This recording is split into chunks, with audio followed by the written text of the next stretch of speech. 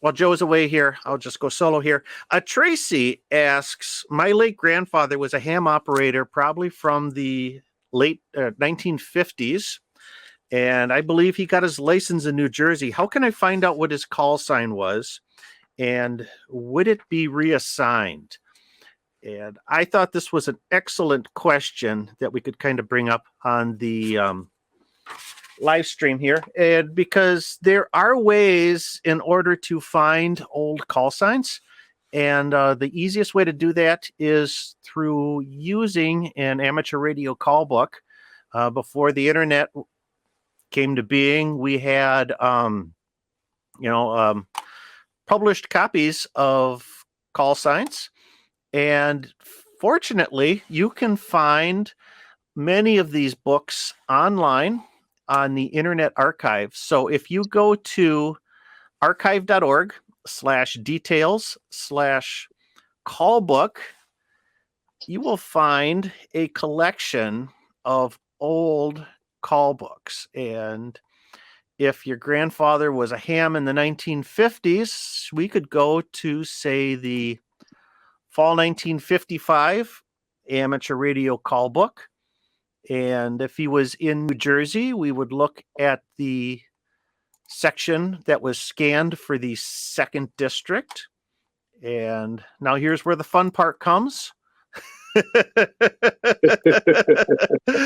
Because, gosh, these are small. See if I can get this blowing up to something that's... There you go. Yeah, but look at this here. So, yeah, everybody. Call signs, names, and addresses. Part of the problem, though, is that you might have to do a lot of paging because these are not quite searchable. There are text versions available that you can search through, and hopefully you can, do a little. But this would be the way in which to find those.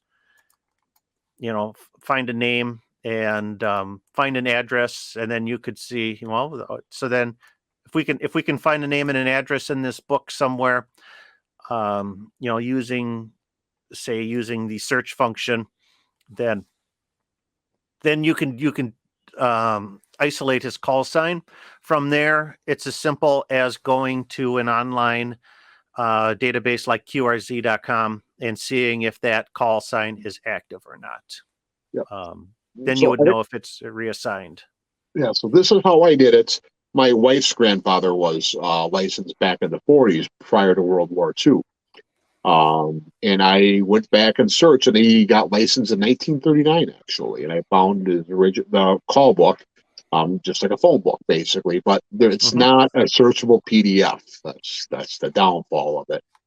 But I knew where he lived, and actually, my mother-in-law remembered his call, so I was able to find it. And he was licensed up to 42 when they revoked the licenses, but they suspended them all. And then I did not see that his license was renewed after the war. So, but I do know I was able to find it. So that would be your best bet, is if you know where he lived at the time. With a little research, you should be able to find it. Yep, a little bit of digging. Once you get that call sign, you can go through multiple books and you can find out how early he got his call, or if he moved, or whatnot. So it's a great resource. So thank you so much for the questions. If you keep sending them, we'll keep answering them. Feel free to leave your questions and comments down in the comment area below. I'll filter through them, and who knows, yours may end up on our next Your Questions Answered live stream. Our Q&A live streams happen on the first Thursday of the month, starting at 7:00 p.m. Central Time. I hope to see you there. For more articles and information, along with a full line of VHF and UHF antennas for sale, please check out my website at www.jpol-antenna.com. Your support of this channel drives the production of future videos. Check us out on Patreon. Patrons gain access to exclusive content, and our patrons help keep the mission alive. That's over on patreon.com/KB9VBR Antennas. Well, give us that thumbs up if you like this video, and don't forget to hit that subscribe button if it's your first time here. That's your best way to be notified when a new video is released. I'm Michael, KB9VBR. Have a great day, and 73.